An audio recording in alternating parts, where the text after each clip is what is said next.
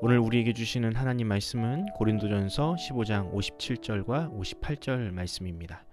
우리 주 예수 그리스도로 말미암아 우리에게 승리를 주시는 하나님께 감사하노니 그러므로 내 사랑하는 형제들아 견실하며 흔들리지 말고 항상 주의 일에 더욱 힘쓰는 자들이 되라. 이는 너희 수고가 주 안에서 헛되지 않은 줄 알미라. 아멘. 오늘은 부활은 동화가 아닙니다 라는 제목으로 하나님 말씀 전하겠습니다.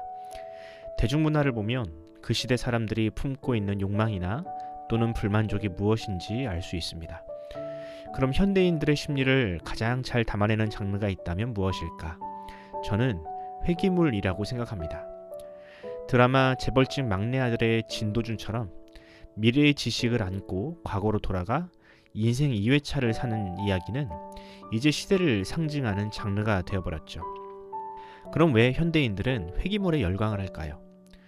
오늘날 젊은 세대가 자주 쓰는 말 중에 이생망이라는 말이 있죠. 무슨 뜻인가요? 네, 이번 생은 망했다입니다. 인생 2회차를 살지 않고서는 평범하게 사는 것조차 욕심이 되어버린 현실을 비관하며 젊은 세대는 이생망을 외치고 있습니다. 그런 의미에서 후회와 억울함이라는 감정에서 시작하는 회귀물은 일종의 어른들을 위한 동화처럼 여겨지고 있습니다. 현실에서는 도저히 닿을 수 없는 이상을 보여주는 동화처럼 회귀물은 실패해도 언제든 다시 시작할 수 있다는 이상을 선사합니다. 물론 모든 동화가 그러한 것처럼 현실은 회귀물과 정반대입니다.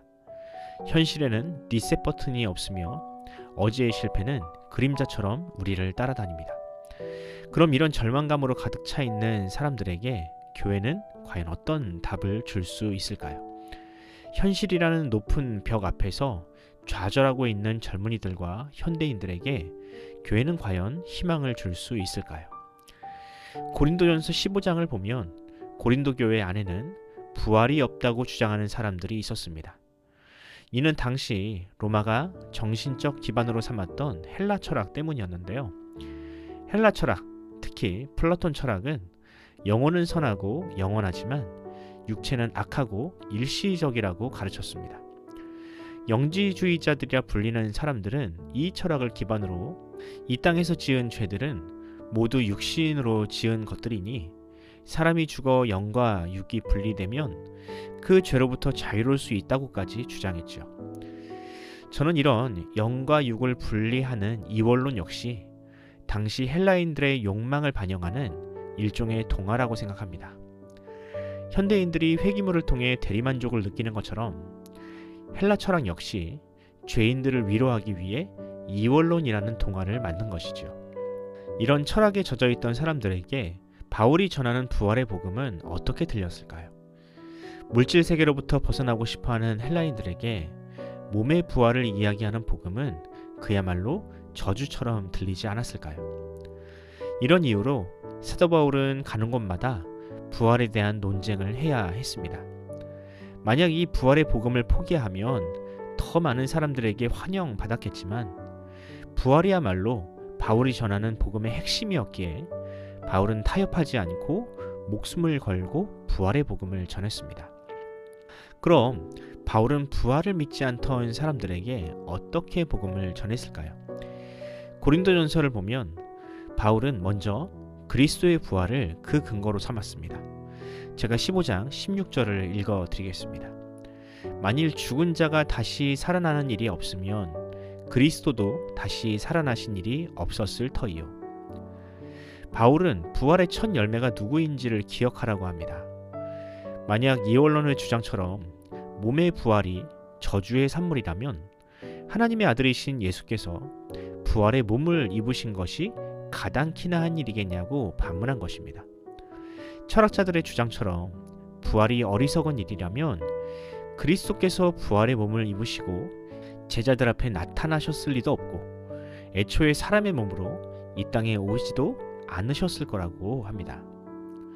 반대로 그리스도의 성육신과 부활이 역사적 사실이라면 그리스도의 부활에 동참하는 것만이 죄와 사망으로부터 자유로울 수 있는 유일한 길이라고 바울은 선언했습니다. 어떤가요? 참으로 논리적이죠. 그럼 그리스도의 부활에 동참한다는 것은 무엇을 의미할까요? 예수님처럼 죽었다가 살아나서 새로운 몸을 입는 것이 그 부활에 동참하는 것일까요? 그것이 답이라면 헬라인들이 고대하는 것처럼 육신을 벗는 죽음이 가장 좋은 방법일 것입니다. 하지만 바울이 말하는 부활은 그런 부활이 아니었습니다. 고린도전서 15장 57절을 읽어드리겠습니다. 우리 주 예수 그리스도로 말미암아 우리에게 승리를 주시는 하나님께 감사하노니. 바울에게 부활은 단순히 죽음 이후에 일어날 미래의 사건이 아니었습니다. 바울과 그의 동역자들에게 부활은 오늘 삶의 현장에서 일어나고 또 경험할 수 있는 사건이었습니다.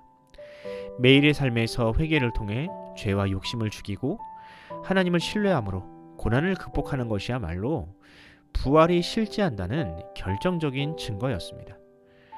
아무리 부활에 냉소적인 사람이라도 부활의 능력이 일으키는 이런 실제적인 삶의 변화와 승리만큼은 차마 부정할 수 없었겠죠. 이제 바울은 고린도 교회를 향하여 이 부활의 능력으로 결코 흔들리지 말라고 당부합니다. 고린도전서 15장 58절을 읽어드리겠습니다. 그러므로 내 사랑하는 형제들아, 견실하며 흔들리지 말고 항상 주의 일에 더욱 힘쓰는 자들이 되라. 이는 너희 수고가 주 안에서 헛되지 않은 줄 알미라. 앞서 언급했듯이 헬라 철학은 죽음으로 사라져버릴 육체의 일은 무의미하며 과거와의 철저한 단절이야말로 진정한 구원에 이르는 길이라 믿었습니다. 그러나 바울은 정반대로 해석합니다. 아름다운 꽃을 피우기 위해 씨앗이 썩어지는 과정이 필요하듯이 죽음은 부활이라는 영광스러운 열매를 맺기 위해 반드시 통과해야 할 필수적인 일입니다. 마찬가지로 과거의 실패 역시 하나님의 크신 섭리 안에서는 하나도 버릴 것이 없는 소중한 걸음이 된다고 바울은 가르쳤습니다. 바울의 동역자들 역시 이 믿음 위에서 흔들리지 않았습니다.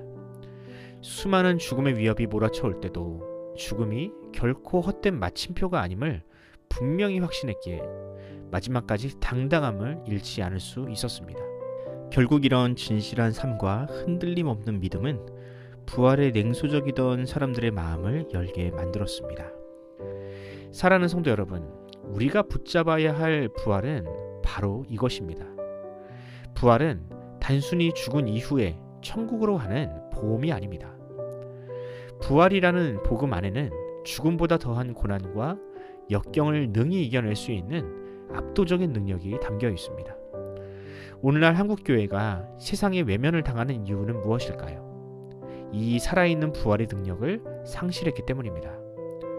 교회와 성도가 세상 사람들과 똑같이 고난을 두려워하고 작은 손해조차 피하려고 몸부림을 치는 모습을 보면서 세상은 부활의 능력이 무엇인지 도무지 알 수 없게 되어버렸습니다. 주님은 우리에게 부활의 증인이 되라고 하셨는데 우리들조차 그 능력을 믿지 못하니 세상이 더욱 하나님과 멀어질 수밖에 없는 것입니다. 그러므로 우리에게 가장 시급한 기도 제목은 바로 이 부활의 능력을 회복하는 것입니다. 죽음까지도 이기신 예수 그리스도를 믿음으로 고난과 위기를 돌파해 나가는 능력을 보여주어야 합니다. 그 부활의 능력만이 좌절에 빠져있는 다음 세대를 살릴 수 있습니다. 이번 생은 망했다며 좌절의 늪에 빠진 자녀들을 살릴 수 있는 것은 오직 부활의 복음뿐입니다. 바라기는 주께서 오늘 우리에게 그 능력으로 함께 하시어서 우리를 통해 죽어가는 이 세상을 살리시고 우리의 자녀와 직장과 교회를 살리시기를 간절히 소원합니다.